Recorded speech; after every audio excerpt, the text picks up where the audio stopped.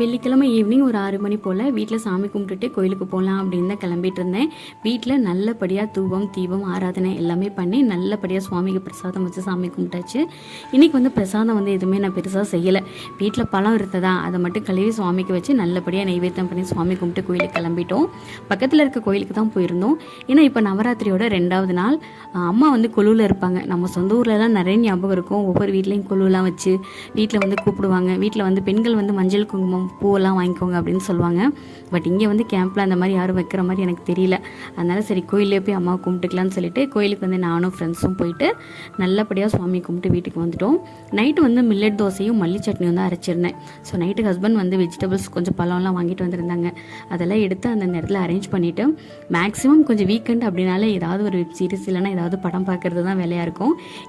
Demonte Colony 2 release ஆயிருந்தது. அதை பார்த்துட்டு எனக்கு டே சூப்பராக கம்ப்ளீட் பண்ணியாச்சு.